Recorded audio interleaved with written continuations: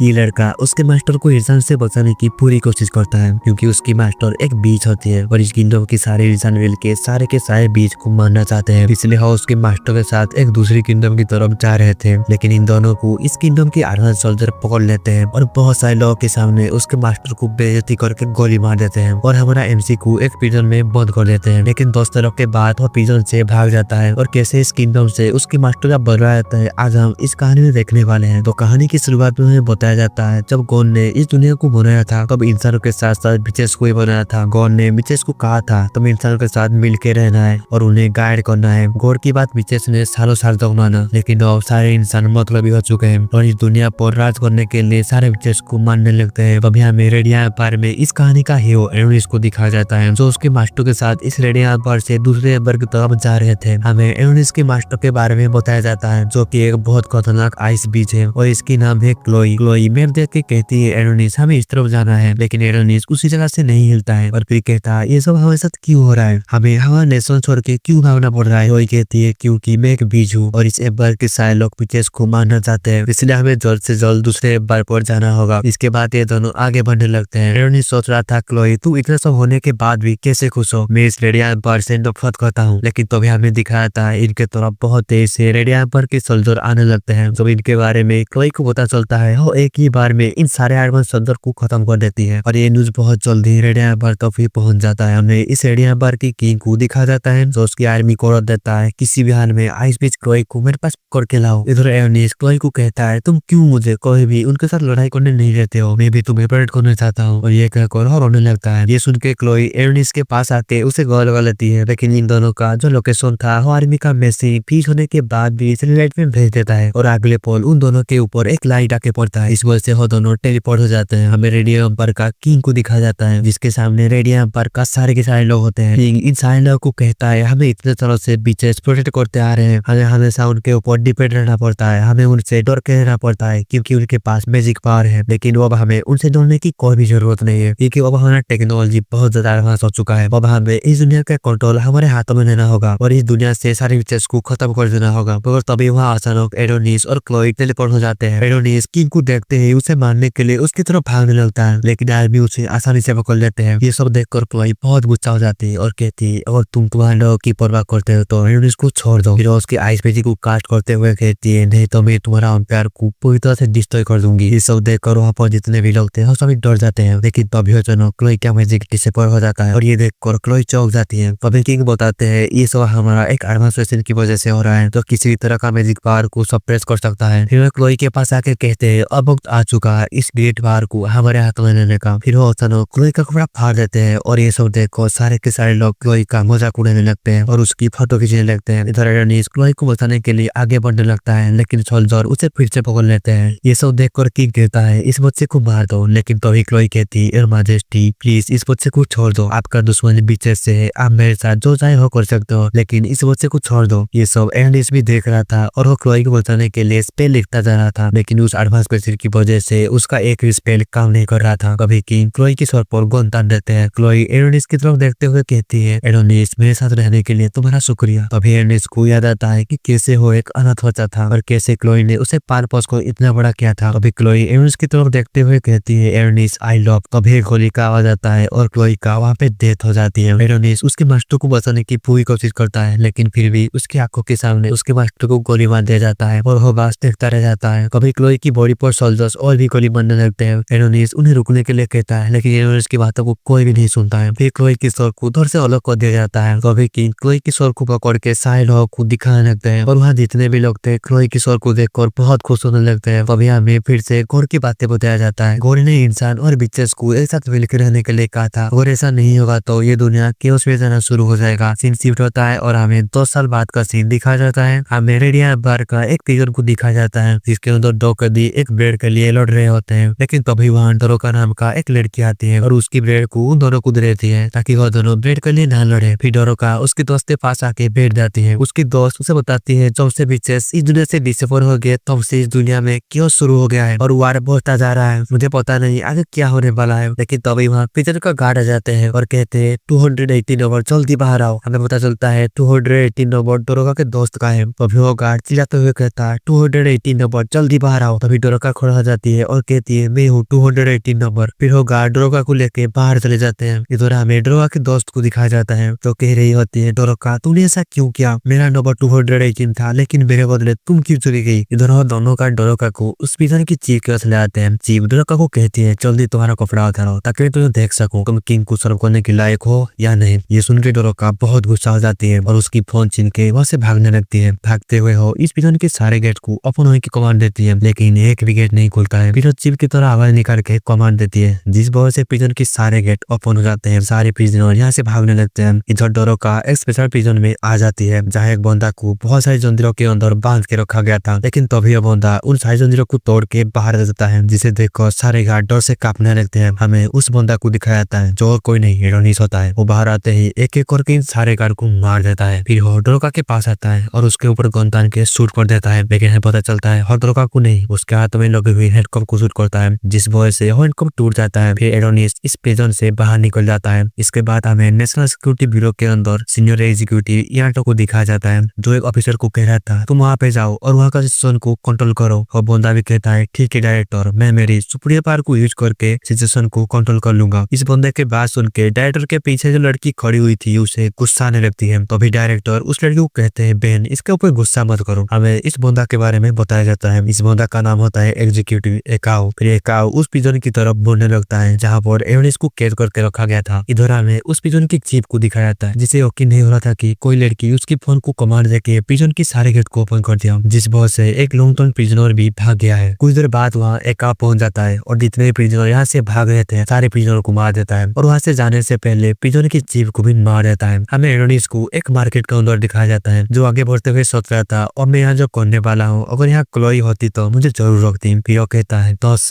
साल बीत चुके हैं लेकिन मैं आज भी उस दिन को नहीं भूल पा रहा हूँ। तुम्हारा हो आंखें, तुम्हारा हो आवाज। और फिर आंखें बंद करके कहता है आई लव यू क्लोई। तभी एडोनिस एक स्पेल कास्ट करता है जिस वॉइस से जमीन को फाड़ते हुए एक बड़ा सा रॉक मॉन्स्टर बाहर निकलता है। फिर रॉक मॉन्स्टर एक हाथों से एडोनिस को उठा लेता है और दूसरे हाथ से सारे बिल्डिंग को डिस्ट्रॉय करने लगता है। जब ये बात पुलिस को पता चलता है तो उन्हें इस बात पर यकीन ही नहीं होता है, लेकिन वो जब खुद बाहर आते हैं और देखते हैं एक बड़ा सा रॉक मॉन्स्टर जैसे इस सिटी को डिस्ट्रॉय करता जा रहा है। इधर एडोनिस के सामने जो भी आया था वो उसे डिस्ट्रॉय करते हुए आगे बढ़ रहा था। जब ये बात नेशनल ब्यूरो तक पहुंचता है डायरेक्टर ये न्यूज को किंग को बताने को कहते हैं, लेकिन एक सोल्जर कहता है किंग का तबीयत बहुत खराब है इसलिए क्वीन ये सारी बातें किंग से बताने से मना की है। ये सुन के यामाटो टैंक फाइटर जार से उस रॉक मॉन्स्टर के ऊपर अटैक होने का ऑर्डर देता है। जब यामाटो बाहर आके उस रॉक मॉन्स्टर को देखता है तो वह पूरी तरह से हैरान हो जाता है। तभी यूकी कहती है मुझे लगती है इस रॉक मॉन्स्टर को मैजिक से कंट्रोल किया जा रहा है और इसे कंट्रोल करने वाला और कोई नहीं वही लड़का जो प्रिजन से भाग गया है। तभी यामाटो कहता है जल्दी से उस मैजिक ऑपरेशन मशीन को बाहर निकालो, लेकिन तभी एक सोल्जर कहता है वो मशीन अंडरग्राउंड स्टोरेज में है और हमें पता नहीं और ठीक से काम कर रहा है कि नहीं कर रहा है। इधर एडोनिस पूरी सिटी को तेज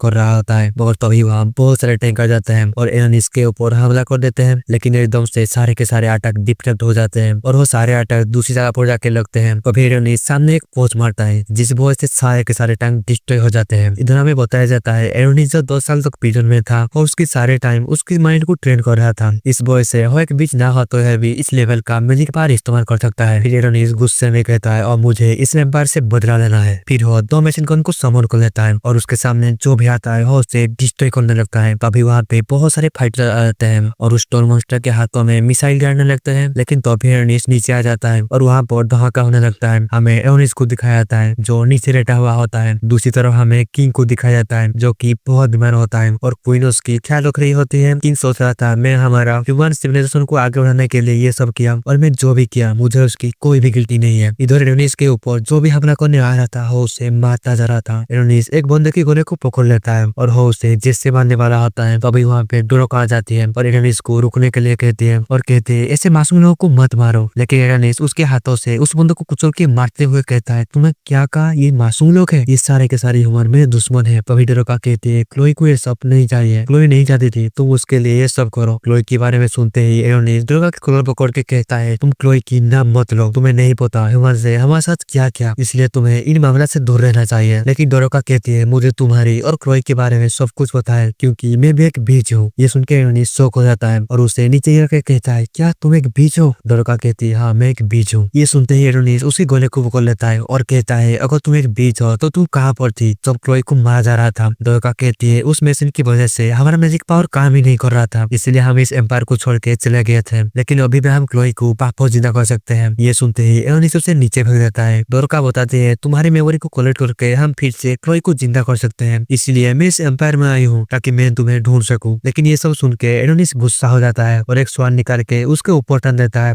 और कहता है जो भी क्लोई का मजाक उड़ाएगा मैं उसे मार दूंगा। लेकिन ये सब होने के बाद भी डोरका शांत रहती है और कहती है एरोनिस मुझे तुमसे मिलकर अच्छा लगा। ये सुनते ही एरोनिस को क्लोई के बारे में याद आ जाता है, इसीलिए वो नीचे बैठ के रोने लगता है और रोते हुए कहता है क्या तुम सच में क्लोई को वापस जिंदा कर सकते हो? डोरका कहती है हम वापस क्लोई को जिंदा कर सकते हैं। फिर एरोनिस के तरफ हाथ आगे बढ़ाती है। जैसे एरोनिस डोरका के हाथों को पकड़ने वाला होता है तभी अचानक गोली आके डोरका को बीच से फाड़ते हुए निकल जाता है और ये सब देखकर एरोनिस शॉक हो जाता है। फिर हमें दूर एक बिल्डिंग पर एक लड़की को दिखाया जाता है जो स्नाइपर से ये गोली चलाई थी। तभी हमें डोरका की पास्ट के बारे में दिखाया जाता है जहाँ इंसानों ने पूरी बीचेस कम्युनिटी के ऊपर अटैक कर दिए थे और उसकी आंखों के सामने बहुत सारे बीचेस को इंसान बेरहमी से मार रहे थे। तभी पीछे से एक बीच आके डोरका को गोली लगा देती है। डोरका से पूछती है ये सब हमारे साथ क्यों हो रहा है? हमने तो इंसानों की मदद किया था, क्या हम हमारा मैजिक को इस्तेमाल करके यहाँ से नहीं भाग सकते हैं? तभी उसकी दोस्त मिया बताती है इंसानों के पास एक ऐसी मशीन है जो हमारा मैजिक को सप्रेस करके रखता है, इसीलिए हम हमारा मैजिक पावर को इस्तेमाल नहीं कर सकते हैं। फिर मिया डोरका से कहती है डोरका तुम यहाँ से भाग जाओ और इन सभी के बारे में मैडम अफिलिया को बता देना। लेकिन डोरका उसे यहाँ अकेला छोड़ के नहीं जाना चाहती थी, लेकिन मिया उसे समझा के यहाँ से भेज देती है। डोरका यहाँ से जाने के बाद सोल्जर मिया को गोली मार देते हैं। सीन प्रेजेंट में आता है और एरोनिस डोरका से कह रहा था तुम ऐसे नहीं बच सकता हो, तुम मुझे बताओ मैं क्लोई को कैसे जिंदा कर सकती हूँ। डोरका जैसे एरोनिस को कुछ बताने वाली होती है तभी इनके ऊपर चारों तरफ से गोली फायर होने लगता है, जिस वजह से एरोनिस डोरका से दूर आ जाता है। हमें डोरका को दिखाते हैं जो मर चुकी होती है। तभी यहाँ पे बहुत सारे सोल्जर आता है जिन्हें देखकर एरोनिस उसके आगे एक सील बना रहता है। जैसे सारे सोल्जर गोली फायर करते हैं और सारे के सारे गोली सील को आके चिपक जाता है और अगले ही पल सारे के सारे गोली रिवर्स होकर उन सोल्जर की तरफ जाता है, जिस वजह से एक बंदे खुद छोड़कर सारे के सारे सोल्जर मारे जाते हैं। तभी हमें उस स्नाइपर वाली लड़की को दिखा जाता है और गोली तेजी से एरोनिस की तरफ आता है और वहाँ पर एक बहुत बड़ा ब्लास्ट होता है। तभी हमें उस धुआं के अंदर से एरोनिस को बाहर आते हुए दिखाया जाता है और उसके सामने वो बड़ा सा गोली फ्रीज हो चुका होता है। तभी एरोनिस उस गोली को एक बहुत बड़ा गोली बनाकर उसकी तरफ भेज देता है, जिस वजह से वहाँ पे एक बहुत बड़ा ब्लास्ट होता है और वो लड़की वहाँ पे मारी जाती है। ये सब लाइव वीडियो यामाटो भी देख रहा होता है। इधर यूकी उस मैजिक सेपरेशन मशीन के सामने आ जाती है और सोच रही होती है मैं इस मशीन को एक्टिवेट करके आसानी से एरोनिस को हरा दूंगी। लेकिन तभी वहाँ पे थीटा नाम की एक लड़की आ जाती है और यूकी से कहती है मैं तुम्हें इस मशीन को स्टार्ट करने नहीं दूंगी। ये सुन के यूकी शॉक हो जाती है। फिर थीटा यामाटो को कॉल करके इस मशीन के बारे में बताने लगती है। ये मशीन मैजिक पावर तो सप्रेस करता है, लेकिन इसी के साथ ये मशीन साइंस पार्टिकल को भी रिलीज करता है, जिस वजह से इंसानों को एक खतरनाक डिसीज का सामना करना पड़ सकता है। ये सुन के यामाटो हैरान हो जाता है और सोचता है 10 साल पहले इस मशीन की वजह से सारे के सारे सोल्जर को ये बीमारी हो गया था, तब इस मशीन की मदद से सारे बिचेस को मारा जा रहा था और इस मशीन की वजह से नेचर को भी बहुत नुकसान हो रहा था। तभी थीटा यामाटो से पूछता है हमारा एम्पायर और बहुत उस मशीन के सामने थे और उनका तबियत कैसा है। ये सुन के यामाटो शॉक हो जाता है और उसे पता चलता है एम्पायर को भी ये डिसीज हो चुका है। दूसरी तरफ एरोनिस के सामने जो भी आ रहा था, जितने भी सोल्जर आए थे वो उन्हें डिस्ट्रॉय करते हुए आगे बढ़ रहा था। इधर हमें यूकी की दिखाया जाता है जो अचानक उस मशीन के पास आ जाती है और उसे एक्टिवेट करते हुए सोचती है मुझे मेरा नेशन को बचाना है। तभी थीटा उसे रोकने की बहुत कोशिश करते हैं, लेकिन तब तक मशीन एक्टिवेट हो चुका होता है। दूसरी तरफ एरोनिस का म्यूजिक गायब हो जाता है और उसके म्यूजिकल पेन नीचे गिर जाता है। ये सब यामाटो भी देख रहा होता है। तभी जल्दी से थीटा को कॉल करता है और पूछता है क्या तुम ठीक हो। इधर हमें यूकी और थीटा को दिखाया जाता है जिनका हालत उस मशीन की वजह से बहुत खराब हो चुका होता है। थीटा उस मशीन को बंद करते हुए यामाटो को कहती है तुम्हें इस मशीन की बगोरी उसे रोकना होगा, हमारा एम्पायर के लिए तुम्हें करना होगा। ये सुन के यामाटो उन सारे सोल्जर को उड़ा देता है हमारे पास जितना भी इक्विपमेंट है उन सारे के सारे इक्विपमेंट को यूज करके उसके ऊपर हमला करो। कुछ देर बाद चारों तरफ से एरोनिस को सोल्जर घेर लेते हैं। तभी एक लेडी सोल्जर बाहर आती है और एरोनिस की तरफ जाते हुए कहती है तुम्हारा हिम्मत कैसे हुआ हमारा नेशन में आके हमारे ऊपर हमले करने का। लेकिन तभी एक बिल्डिंग टूटने लगता है जिसे देखकर सारे सोल्जर इधर उधर भागने लगते हैं, लेकिन तभी और बिल्डिंग उनके ऊपर आके गिरता है। इधर लड़की उसकी गोर की आगे जो नाइफ लगा हुआ था उसकी मदद से एरोनिस का सर धड़ से हॉलो कर देता है। कुछ देर बाद हमें उस लड़की को धुएं के अंदर से एरोनिस के सर को लेके आते हुए दिखाया जाता है। एरोनिस के सर को देखकर सारे के सारे सोल्जर बहुत खुश होने लगते हैं और ये सब यामाटो लाइव देख रहा होता है। फिर वो सिटी में अनाउंस करते हुए कहता है एरोनिस अब मर चुका है, अब सब कुछ ठीक है। दूसरी तरफ हमें यूकी और थीटा को दिखाया जाता है जिनका हालत बिगड़ता ही जा रहा होता है और उन्हें स्टेचर में कुछ बंदे एक जगह पर लेके जा रहे होते हैं। इधर हमें एम्पायर को दिखाया जाता है जो लोगों को कह रहा था कि कैसे हम एक लड़के को 2 साल तक कैद करके रखा था, लेकिन वो एक दिन प्रिजन से भाग गया और सिटी के ऊपर हमला कर दिया और सिटी को डिस्ट्रॉय करने लगा। लेकिन लास्ट में हमारा ताकतवर सोल्जर उसे मार दिया और लड़का भी हमारा तरह एक ह्यूमन चाइल्ड था, लेकिन फिर भी उसे मैजिक इस्तेमाल करना आता था। फिर यहाँ पर इन सभी लोगों को बताते हैं हमने एक गॉड को खत्म कर दिया है, इसलिए हम बहुत जल्द एक दूसरी वर्ल्ड पर जाने वाले हैं। तभी हमें एक लड़की को दिखाया जाता है जो एक ग्रेवयार्ड में आ जाते हैं और उसके बॉयफ्रेंड को कह रही होती है मुझे माफ कर दो। हमें उस टाइम का सीन दिखाया जाता है जहाँ उसका बॉयफ्रेंड एक बिल्डिंग के नीचे फंसा हुआ था और उस लड़की को कह रहा था प्लीज मेरा मदद करो, लेकिन वो लड़की उसके बॉयफ्रेंड को उसे हाथ में छोड़ के वहाँ से भाग गई थी। फिर वो लड़की उसके बॉयफ्रेंड के लिए सॉरी फील करने लगती है, लेकिन जब वो उसके मोबाइल में एवनिस की फोटो देखती है तो वो सोचती है ये लड़का कितना आधा होता है, लेकिन तभी उसके पीछे कोई आ जाता है जिसे देखो वो लड़की बहुत घबरा जाती है क्योंकि ये बंदा एक गवर्नमेंट ऑफिसर होता है। तभी वो लड़की उसके मोबाइल से एवनिस की फोटो को डिलीट करने लगती है। वो लड़का कहता है अगर तुम्हें इस लड़का का फोटो पसंद है तो तुम इसकी फोटो को रख सकते हो, लेकिन ये बात किसी और को मत बताना। ये सुन के वो लड़की वहाँ से भाग जाती है। फिर ये बंदा किसी को कॉल करके कहता है एक स्कूल गर्ल यहाँ से भाग के जा रही है, उसे अरेस्ट करके नेशनल सिक्योरिटी ब्यूरो में दे देना। हमें इस बंदा के बारे में बताया जाता है ये बंदा नेशनल सिक्योरिटी ब्यूरो की डिप्टी डायरेक्टर है और इसका नाम है चीफ ऑस। हमें इंटेलिजेंस ब्यूरो की चीफ इन्वेस्टिगेटर को दिखाया जाता है जो एक बड़ा सा कंप्यूटर के सामने बैठ के रिसर्च कर रही होती है और रिसर्च करने के बाद उसे पता चलती है ये एडोनिस का फेक बॉडी है, ये उसका ओरिजिनल बॉडी नहीं है। सीन शिफ्ट होता है और हमें एडोनिस को एक बेड के ऊपर दिखाया जाता है जिसका हालत बहुत खराब होता है। उसके सामने बहुत सारे लड़की बैठे हुए होते हैं जो एडोनिस के लिए बहुत टेंशन में होते हैं, लेकिन तभी वहाँ पे मैडम ऑफिलिया आ जाते हैं और एडोनिस के सर पे एक उंगली रख के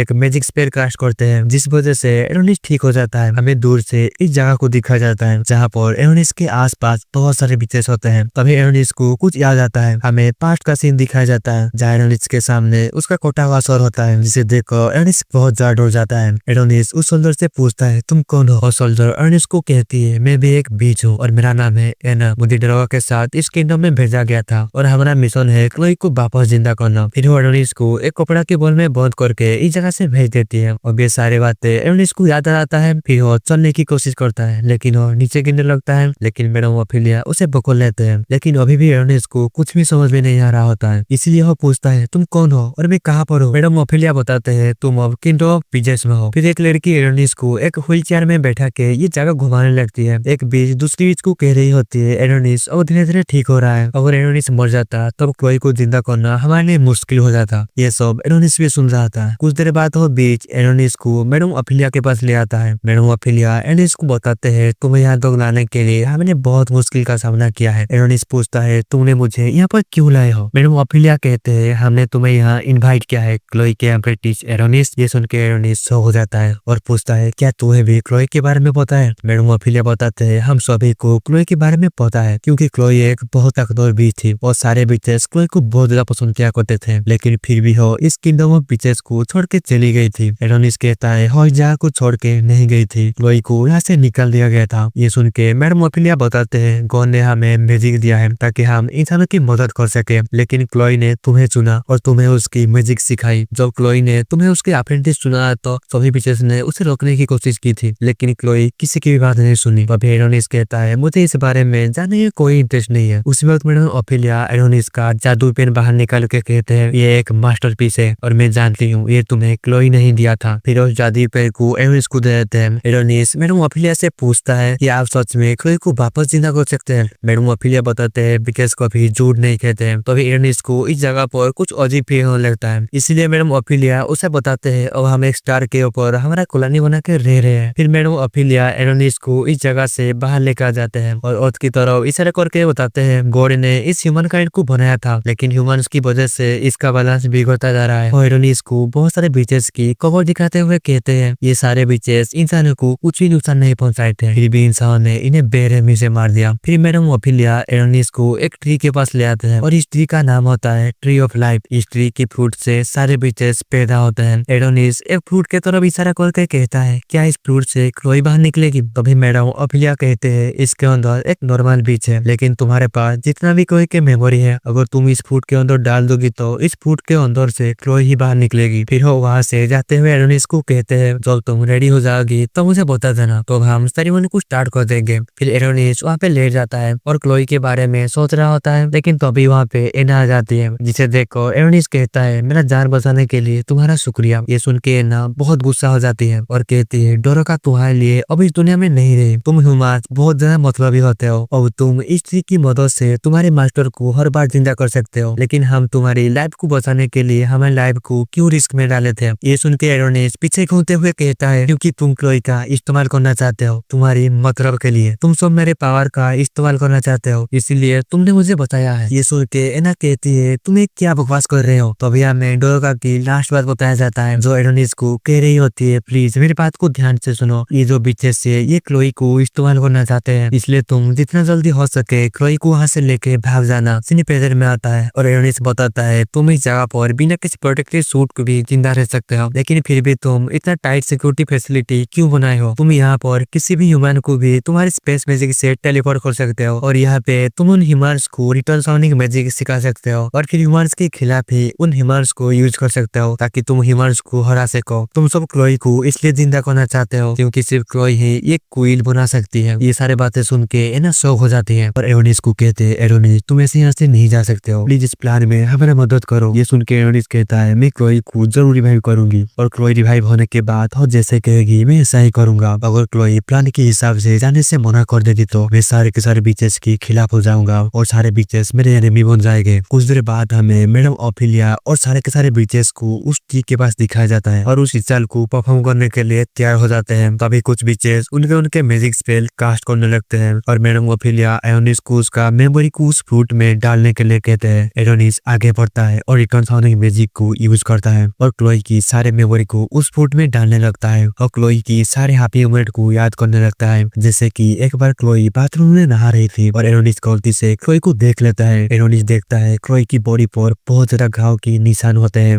उसे हर तरफ से सफर करना पड़ता था, इंसानों की तरफ से भी और बीचेस की तरफ से भी। क्लोई एक ह्यूमन चाइल्ड को उसका अप्रेंटिस बना के बीचेस की एक बहुत बड़ी रूल को तोड़ दी थी। फिर एरोनिस क्लोई को कहता है, तुम नहा लो, मैं बाहर गार्ड करता हूँ। एरोनिस वहां से जाने के बाद क्लोई वहाँ पे रोने लगती है और रोते हुए कहती है, एरोनिस तुम्हारी वजह से आज मैं जिंदा हूँ और तुम्हारे लिए मैं जीना चाहता हूँ। सीन प्रेजेंट में आता है और साउंडिंग मैजिक कंप्लीट हो जाता है। तभी हमें उस फ्रूट को दिखाया जाता है जहाँ से बहुत ज्यादा लाइट निकलने लगता है और उस फ्रूट के अंदर से एक नाइट बाहर निकलती है। हमें पता चलता है ये लाइट के अंदर से बाहर निकलता है। हमें एरोनिस का फ्लैशबैक में दिखाया जाता है जहाँ एरोनिस क्लोई को माफी मांगते हुए कह रहा था, मुझे माफ कर देना क्लोई, मैं तुम्हें फिर से इस बेरहम दुनिया में जिंदा नहीं देखना चाहता हूँ, मैं तुम्हें फिर से इस दुनिया में सफर करते हुए नहीं देख सकता। तभी अचानक एरोनिस में बॉडी रिप्लेसमेंट स्पेल कास्ट कर देता है और ये देखकर मैडम ओफिलिया के साथ साथ सारे के सारे बीच हैरान हो जाते हैं। और फाइनली उस लाइट के अंदर से बाहर निकलते हैं डोरोका। डोरोका को देखकर सारे के सारे बीच शॉक हो जाते हैं। तभी डोरोका के एरोनिस के गोद में गिरती है। जब उसकी आंख खोलती है उसके सामने एरोनिस होता है। उसे समझ नहीं आ रहा था कि वो यहाँ पे कैसे आई। तभी उसकी ध्यान उसकी बॉडी के ऊपर जाता है जो कुछ भी नहीं पहनी थी, इसीलिए वो शर्माते हुए एरोनिस से दूर आके बैठ जाती है। फिर एरोनिस उसे पहनने के लिए कपड़ा दे देता है मगर तभी मैडम ओफिलिया एरोनिस से कहते हैं, अब क्लोई का क्या होगा, हमने तुम्हें हमारा मैजिक दिया, हमने तुम्हें उन ह्यूमन से बचाया, लेकिन तुमने हमें धोखा क्यों दिया। तभी बीचेस कहते हैं ये भी एक ह्यूमन है और ये धोखा के लिए क्लोई को छोड़ दिया है। तभी मैडम ओफिलिया डोरोका से पूछते हैं, क्या तुमने हमारा प्लान के बारे में एरोनिस को बता दिया। फिर उनके मैजिक को कास्ट करने लगते हैं, लेकिन तभी आसपास का माहौल बदलने लगता है और ये सब देखो एरोनिस हंसते हुए कहता है, शायद तुम्हें याद नहीं होगा मैं एक लॉन्ग टर्म प्रिजनर हूँ। तभी उसके बॉडी से एक चिप बाहर निकलता है जो उसके अंदर उस प्रिजन में डाला गया था। फिर एरोनिस उस चिप को तोड़ के फेंक देता है, जिस वजह से वहाँ पे एक बहुत बड़ा ब्लास्ट होता है और उस ट्री ऑफ लाइफ में आग लग जाता है। ये सब देखते हुए भी मैडम ओफिलिया को उनकी आंखों पर यकीन नहीं हो रहा था। तभी वहाँ पे एक वॉइस सुनाई देता है जो कह रहा था, मुझे यकीन नहीं हो रहा है अभी भी यहाँ पर इतने सारे बीचेस जिंदा है। अभी हमें यहाँ पे डायरेक्टर यामाटो को दिखाया जाता है जो एक स्पेस सूट पहन के यहाँ पर टेलीपोर्ट हो जाते हैं और तभी उनके पीछे और भी बहुत सारे सोल्जर आ जाते हैं। तभी यामाटो एरोनिस को कहता है, आज तुम इन बीचेस के साथ यहाँ पे मरने वाले हो। ये सुन के एरोनिस कहता है, शायद तुम्हें पता नहीं, मैंने ही तुम्हें यहाँ पर बुलाया है और आज यहाँ पर तुम्हारा कवर खुदने वाला है। तभी एक बीच उसकी वाटर स्पेल कास्ट करके उस ट्री का आग बुझाने की कोशिश करती है मगर तभी उसका सर धड़ से अलग हो जाता है। ये देखकर सारे के सारे बीच उनके आर्मर को पहन लेते हैं और ह्यूमंस के साथ लड़ाई करने के लिए तैयार हो जाते हैं।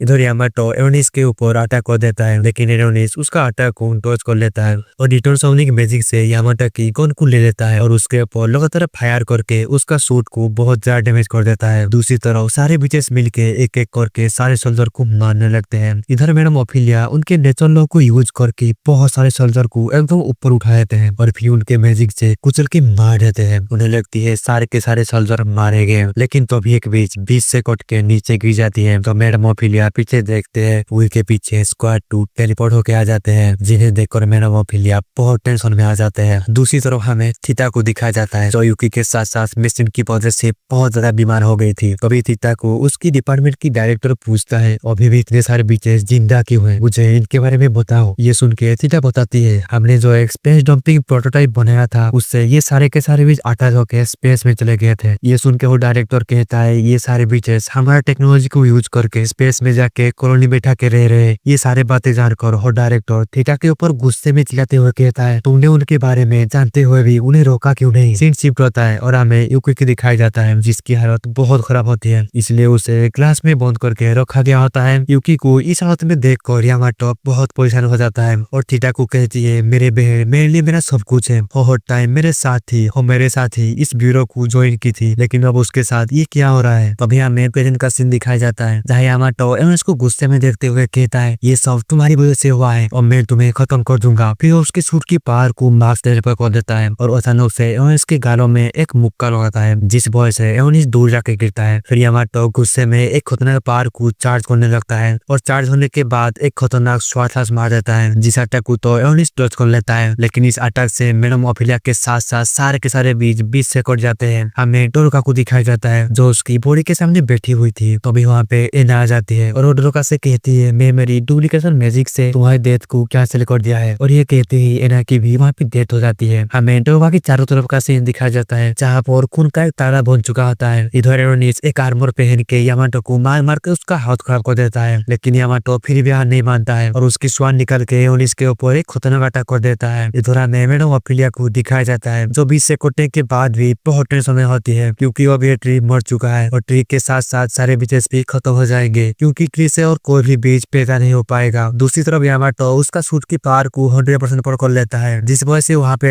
टोर्नाडो क्रिएट हो जाता है और उस टोर्नाडो के अंदर से एक स्वान निकल के एरोनिस की छाती की आर पार हो जाता है जिस वजह से एरोनिस दूर जाके गिरता है। जब यामाटो को लगने लगता है एरोनिस मर गया है तभी एरोनिस एक स्पेल कास्ट करता है जिस वजह से एक बहुत बड़ा स्वाड क्रिएट हो जाता है और सीधा के यामाटो के ऊपर गिर जाता है जिस वजह से यामाटो का एक हाथ कट के नीचे गिर जाता है। लेकिन इधर एरोनिस का हालत बहुत खराब होता है इसलिए यामाटो उसका स्वाद लेके एरोनिस की तरफ बढ़ने लगता है और एरोनिस को कहता है आज तुम यहाँ पे मरने वाले हो। फिर जैसे उसकी स्वाद से एरोनिस के ऊपर अटैक करने वाला होता है तभी डोरोका पीछे से कहती है तुम सब रुक जाओ। तो भी हमें यामाटो को दिखाया जाता है जो उसकी जगह पर पूरी तरह से फ्रीज हो चुका होता है और ये सब हो रहा था डोरोका की लव मैजिक की वजह से। डोरोका के पास ऐसी एबिलिटी है जिसकी मदद से हो किसी को भी उसकी प्यार भी गा सकती है और उसे पूरी तरह से कंट्रोल भी कर सकती है। तभी डोरोका यामाटो की पीछे आ जाती है और उसे पूछती है तुम्हारा नाम क्या है। यामाटो ना चाहते हुए भी उसका नाम बताता है। ये सब होते हुए एरोनिस भी देख रहा होता है। फिर वो एक इविल स्माइल देते हुए डोरोका से कहता है डोरोका इसे तुम मार दो, लेकिन तो अभी डोरोका उसकी हाथ यामाटो की तरफ बढ़ाती है और कहती है मिस्टर यामाटो ये वार को हमें यहाँ पर रोक देना चाहिए, अब हमें पीस की तरफ बढ़ना चाहिए, प्लीज इसमें हमारा साथ दो। डोरोका की ये बात सुन के वहाँ पर जितने भी तेज थे जितने भी सोल्जर थे वो सभी शौक हो जाते हैं। एरोनिस डोरोका से कहता है ये बंदा तुम्हारे दोस्त एना को मार दिया है, इस बंदे की वजह से तुम्हारा बीचेस कम्युनिटी पूरी तरह से खत्म हो चुका है, इसे मार दो नहीं तो ये तुम्हें भी मार देगा। तभी यामाटो डोरोका की ऊपर आ जाता है और डोरोका के मुंह पर गुस्से की बारिश करते हुए कहता है तुम बीचेस की वजह से मेरा बहन का आज ये हाल है, मैं आज पूरी की पूरी बीचेस कम्युनिटी को खत्म कर दूंगा। फिर जैसे डोरोका को एक मुक्का मारने वाला होता है तो डोरोका कहती है तुम हुमांस ने भी तो बीचेस को मारा है ना। ये सुनते ही यामाटो अचानक रुक जाता है। तभी डोरोका यामाटो के ऊपर फिर से लव मैजिक कास्ट कर देती है और यामाटो को कहती है और तुम ऐसे करोगी जैसा मैं कहूंगी और अगले ही पल यामाटो पूरी तरह से हिप्नोटाइज हो जाता है और डोरोका को कहता है मैं ऐसा करूंगा जैसे करने के लिए मुझे तुम कहोगी। लेकिन तभी एक दोबारा आता है और यामाटो की स्वर को धड़ से अलग कर देता है और यामाटो को मारने वाला और कोई नहीं एरोनिस होता है जो यामाटो को मारने के बाद कहता है मुझे बदला चाहिए। एरोनिस का ऐसा रूप देखकर डोरोका पूरी तरह से हैरान हो जाती है। एरोनिस डोरोका को कहता है तुम्हारी ये मैजिक पावर बहुत खतरनाक है, तुम मेरे साथ दो, हम पूरी की पूरी ह्यूमन काइंड को खत्म कर देंगे। सीन शिफ्ट होता है और हमें रेडिया एम्पायर का राजमहल को दिखाया जाता है जहाँ एक सोल्जर आके वहाँ पर जो कुछ भी हुआ सारे बातें किंग को रिपोर्ट करता है। ये सुन के किंग उस सोल्जर से पूछता है हम इस वार में जीतने वाले हैं ना। ये सुन के वो सोल्जर डरते हुए कहता है हम इस फाइट में जरूर जीतने वाले हैं। ये सुन के किंग बहुत ज्यादा खुश हो जाता है। तो भाई क्वीन उस सोल्जर से पूछती है जो क्लोई का अप्रेंटिस एरोनिस है वो भी वहाँ पर है ना। ये सुन के वो सोल्जर कहता है हाँ क्वीन एरोनिस भी वहाँ पर है। ये सुन के किंग हंसते हुए कहता है सारे बीचेस को खत्म कर दो। फिर क्वीन को हक कर लेता है। किंग का ऐसे बिहेवियर देखकर उस सोल्जर को कुछ अजीब फील होने लगता है। किंग क्वीन के सामने एक बच्चा जैसा एक्ट कर रहा था और क्वीन भी किंग को बच्चे की तरह ट्रीट कर रही थी। फिर क्वीन किंग को कहती कहती है तुम एक बहुत अच्छे बंदे हो और तुमने मेरे लिए बहुत अच्छा काम किया है। तभी क्वीन किंग के ऊपर एक स्पेल कास्ट कर देती है और ये स्पेल होता है लव मैजिक। तभी किंग पूरी तरह से क्वीन की कंट्रोल में आ जाता है। क्वीन किंग को कहती है तुमने बहुत अच्छा काम किया है और तुम मर सकते हो। ये सुन के वो सोल्जर पूरी तरह से शॉक हो जाता है। तभी हमें किंग को दिखाया जाता है जो बाउंड्री की लास्ट में पहुंच जाता है और कहता है मैंने सब कुछ पा लिया है, मेरे सारे बीचेस को खत्म कर दिया है और ये सब मैं मेरी वाइफ के लिए किया है। तभी सोल्जर किंग को रोकने की कोशिश करता है लेकिन किंग उसे वहां पर ही रोक देते हैं। इधर क्वीन किंग को कहते हैं अब तुम खुद को खत्म कर सकते हो। ये सुनते ही किंग वहां से कूद जाता है और एक पाइप किंग की आस पास हो जाता है और इसी के साथ किंग की वहां पर मौत हो जाता है। ये सारे नजारा देखकर हो सोल्जर पूरी तरह से शॉक हो जाता है। और आपको वीडियो पसंद आया तो प्लीज वीडियो को लाइक करके चैनल को जरूर सब्सक्राइब कर लेना। मिलते हैं इसका नया पार्ट में, तब तक के लिए बाय बाय।